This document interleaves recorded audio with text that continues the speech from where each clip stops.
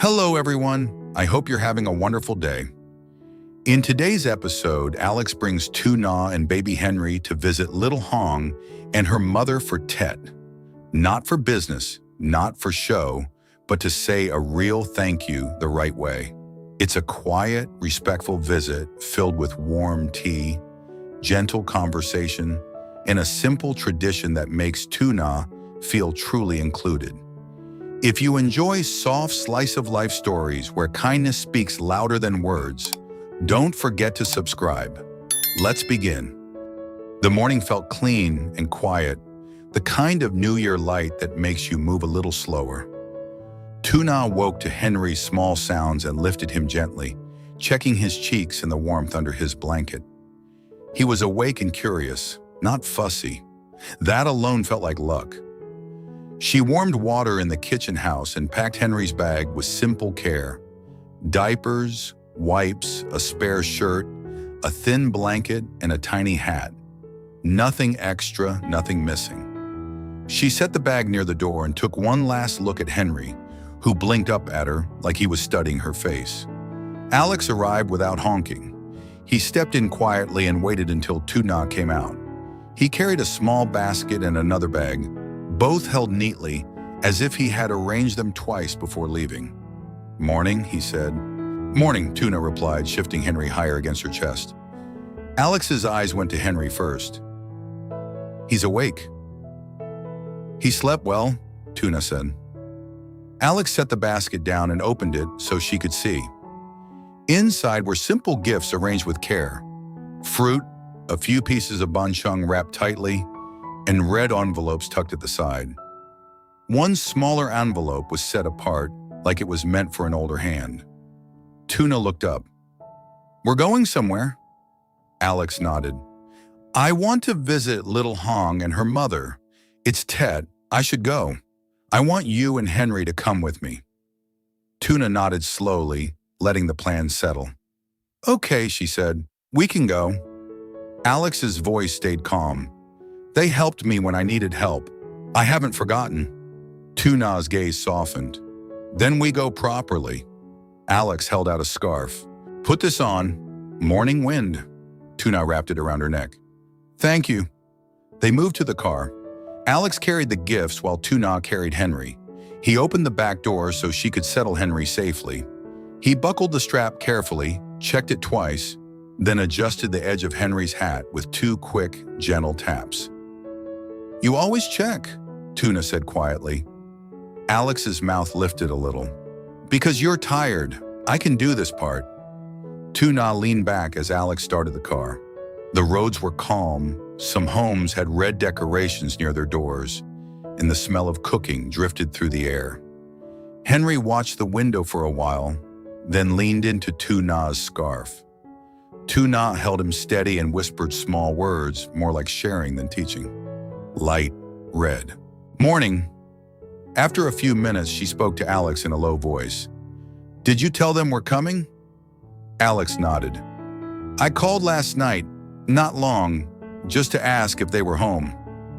Tuna nodded. She didn't like surprising people, especially on the first days of the year. When they arrived, the air carried a faint scent of dried herbs and warm tea. Little Hong's mother greeted them in simple holiday clothes, hair tied back neatly. Her face brightened when she saw Alex, then softened even more when she noticed Henry. "Oh," she said warmly. "Happy New Year. Come in." "Happy New Year," Alex replied, bowing his head slightly. Tuna bowed too. "Happy New Year." Little Hong's mother's eyes stayed on Henry. "This is Henry." Tuna adjusted the blanket so the baby's face was visible. "Yes," the older woman smiled. "He's beautiful." Tuna's throat tightened at the kindness. "Thank you." Inside, the room was tidy and warm. A small altar area had been arranged with care, and the herbal scent lingered gently. Tuna lowered her voice without thinking, as if the space itself asked for calm. Little Hong's mother gestured toward a small table. "Sit. Drink tea. The first day should be warm." Alex set the gifts down carefully and slid the basket forward. "I brought a little," he said. She shook her head quickly. You didn't need to. Alex's voice stayed steady. I wanted to. Little Hong came in from another room, hands slightly damp as if she had been washing something. She looked calm, a little shy but composed. When she saw Alex, she bowed her head. Happy New Year, she said. Happy New Year, Alex replied. Tuna nodded as well. Happy New Year. Little Hong's gaze moved to Henry and softened. He's grown. Tuna smiled. He's heavy now. Little Hong laughed softly. That means he's healthy. Little Hong's mother poured tea into small cups and brought out sliced fruit and a few candies. Tuna held Henry while the baby watched the steam rise from the tea. Little Hong's mother asked, "May I hold him for a moment?" Tuna hesitated, then nodded and passed Henry over carefully. Henry stared at the older woman's face, then wrapped his fingers around her thumb. She laughed under her breath, eyes shining. Alex watched the exchange, shoulders loosening. For Tuna, the simple trust in that small hand felt like a quiet blessing. Right there at the table today, Alex sat slightly forward, posture respectful. He asked about health first, then about the holiday preparations, then about whether the last weeks had been tiring. Little Hong's mother answered warmly, waving her hand sometimes as if to say it was nothing, but her eyes stayed bright. Little Hong sat beside her mother, listening, answering when asked, polite and gentle. She didn't try to impress anyone. That made the room feel easy. Henry shifted in Little Hong's mother's arms and made a small sound. Tuna reached out and brushed his blanket edge, soothing him by habit. Little Hong's mother rocked him slowly, careful and steady, like she had done it many times in her life. He's calm, she said. He likes quiet, Tuna replied. Alex glanced at Tuna. He learned from you. Tuna's cheeks warmed. She adjusted Henry's hat again when he came back into her arms, pretending that was why she needed a second. Little Hong's mother studied Alex's face with a kind seriousness. You look better, she said. More settled. Alex nodded once. I'm trying to keep things steady. The older woman poured more tea. Then it will be steady, she said, if you keep doing good things. Alex accepted the blessing with a simple nod. Tuna looked around at the warm cups and the neat table. This wasn't a visit filled with big speeches. It was a visit made of small, honest moments. And as Alex set his cup down and turned toward Little Hong's mother, his expression grew even more sincere, like he was ready to say what mattered most. Alex set his cup down and leaned forward slightly, respectful and calm. He didn't rush his words or try to make them sound bigger than they were. He looked first at Little Hong's mother, then at Little Hong. On the first days of the year, he said, I wanted to come in person and say thank you. Little Hong's mother waved a hand, trying to push the gratitude away. It was nothing, she said. Anyone would have done the same. Alex shook his head once. Not everyone would. You did, and I remember. The older woman's eyes softened. She looked down at her tea, then back up. You're a good boy, she said, the kind of praise that carried weight. Little Hong sat with her hands folded, posture straight, listening with quiet composure. We only did what we could, she said. Please don't make it sound like a debt. Alex nodded. I'm not paying a debt, he replied. I'm returning respect. Tuna held Henry close and listened without interrupting. The room felt warm in a simple way, like nothing here needed to be proved. Little Hong's mother pushed a plate of fruit closer. Eat a little. New Year should start sweet. Tuna took one small slice and smiled. Henry watched the movement, then opened his mouth as if he understood the idea of sweetness. Tuna laughed softly and touched his lip with her fingertip. He's alert, Little Hong said, her tone calm and adult. He studies faces. He watches everything, Tuna replied. Alex glanced at Henry with quiet pride, then turned back. How have you been? He asked. Your health, your work. Little Hong's mother sighed lightly. Same. Some days good, some days slow. But we manage. Little Hong added, after Tet, It should be steadier. Alex listened, then said evenly, "If you need help carrying things, tell me. Don't do it alone." The older woman smiled, half teasing. "You're busy. I don't want to trouble you." "You won't be troubling me," Alex said, steady and sure. Then Little Hong's mother turned to Tuna. "And you? Ted is tiring for mothers." Tuna nodded. "I'm okay. Henry is sleeping and eating well. I'm learning as I go." The older woman's gaze softened. "You look calmer." "I am calmer," Tuna said, surprised by how true it felt. Little Hong poured more tea into Tuna's cup. "Drink. Warm helps," she said gently. They talked about ordinary things after that. Small plans for the days ahead, simple foods, the weather turning milder. No one performed. They just kept each other company. Henry's eyelids drooped. Tuna rocked him slowly, palm on his back. Little Hong's mother watched and smiled. "He trusts you," she said. Tuna nodded, unable to explain how much that meant. After a quiet pause, Tuna spoke carefully, looking toward Little Hong. "May I ask about Adam?" she said. "Has he been contacting you often? Has he come by?" Little Hong's cheeks warmed slightly, but she kept her voice steady. "He messages sometimes," she said. "He's polite. He asks if I'm busy. He hasn't visited here yet.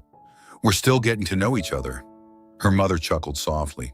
"A polite man is good." Little Hong glanced at her with a small, patient smile. "Mother?" Tuna smiled too. "Slow is fine," she said. "Steady is better than rushing." Little Hong nodded, grateful. Little Hong's mother turned back to Alex. "Coming today is meaningful," she said. "You brought good feeling to our home." Alex shook his head. "You gave me more than that," he replied simply. The older woman's eyes shimmered for a second. She cleared her throat. "All right," she said. "Then we accept your thanks." Alex reached into the basket and took out 2 red envelopes. He placed one into Little Hong's mother's hands with both of his. "It's not much," he said. "Just lok jiao nam. Please accept it." She started to refuse out of habit, then stopped and accepted with both hands. "Thank you," she said quietly. Alex offered the second envelope to Little Hong. Little Hong received it with both hands, eyes steady. "Thank you," she said. "I'll accept for the new year." Alex nodded. It wasn't about money. It was about wishing someone well properly. Little Hong's mother then brought out 2 red envelopes of her own, already prepared. She placed one into Tuna's hands. "For you," she said, "a blessing for a mother." Tuna blinked, startled. "Auntie, you don't have to." "Tet," the older woman said firmly. "Take it." Tuna accepted with both hands and bowed her head. "Thank you. I'll keep it carefully."